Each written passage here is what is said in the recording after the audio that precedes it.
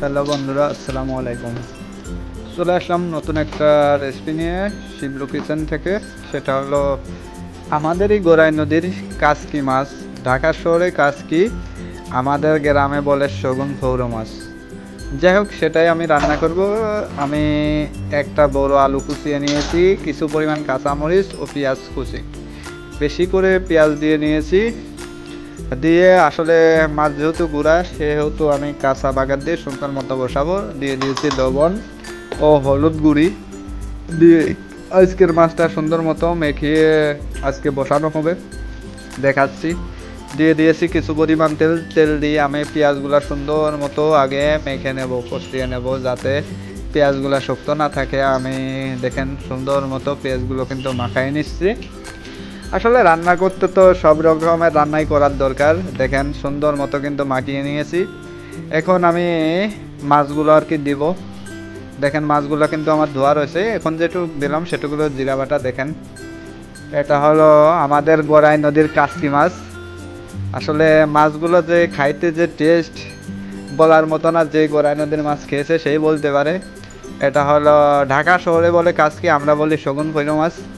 এখন নদীতে কিন্তু প্রচুর পরিমাণে এরকম শগুন করে মাছ ধরা পড়তেছে, যেহেতু নদীতে পানি বাড়তেছে। আমি ঢাকা থেকে গ্রাম থেকে ঢাকাতে আসছিলাম, তখন বাড়ি থেকে নিয়ে আসছিলাম সেই মাছগুলোই কিন্তু আমি ঢাকাতে রান্না করতেছি। আসলে বাগার দিয়ে বসাইলাম না।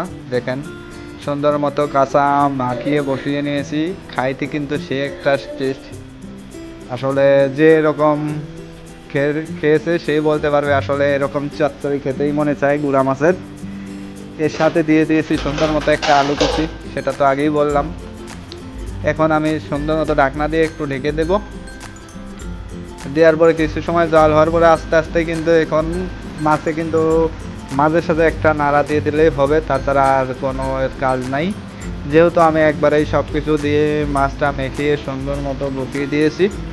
আসলে খাইতে কিন্তু সে একটা মজা বা টেস্ট। দেখেন মাছগুলো সুন্দর মতো কিন্তু হইতেছে। যদিও আমার এখানে ছোট্ট একটু ভিডিও, আসলে সময় তো অনেকই লাগে। দেখেন আমি কেটে কেটে ভিডিও যদিও করছি, তবুও সুন্দর মতো। আসলে সব জায়গায় কিন্তু হলুদ বেশি খায় না, যদিও আমার এখানে হলুদ একটু কম কম লাগতেছে। আসলে ফোনের সমস্যার কারণে এইটুকু হলুদ কম, যদিও দেখা যাচ্ছে কিন্তু হলুদ কিন্তু কম না। আর অন্য কিছু আমি কিন্তু এখনও ব্যবহার করি নাই। এখানে যদি গুঁড়ো লঙ্কা দিতাম, মরিচের লঙ্কা, তাহলে কিন্তু লাল লাল হইতো। যেহেতু মরিচে গুঁড়ি দিই নাই, এর জন্য লাল লাল হয় নাই। যাই হোক, আমার কাসকি মাছটা কিন্তু হয়ে আসছে প্রায়। যদিও আপনারা এরকম পুরা পুরা করবেন, ঝোল ঝোল রাখলে কিন্তু এই জিনিসটা ভালো টেস্ট হবে না। একদম নিচেই পুরা পুরা হইলে কিন্তু সুন্দর একটা গ্রানও আসবে, খাইতেও মনে যাবে। যেহেতু কাসকি মাছ, শগুন খৈর মাছ, দেখেন আমি একদম পুরা পুরা করে নিয়েছি। খাইতে কিন্তু হেভি টেস্ট। আপনারা খুবই সহজে অতি সংক্ষিপ্তভাবে এরকম রান্না করে নিতে পারেন। দেখা যায় গোশ মাংসের থেকে এরকম গুঁড়া মাছ দিয়ে খাইতে কিন্তু অনেক মজা পাইবেন বা টেস্টও লাগবে।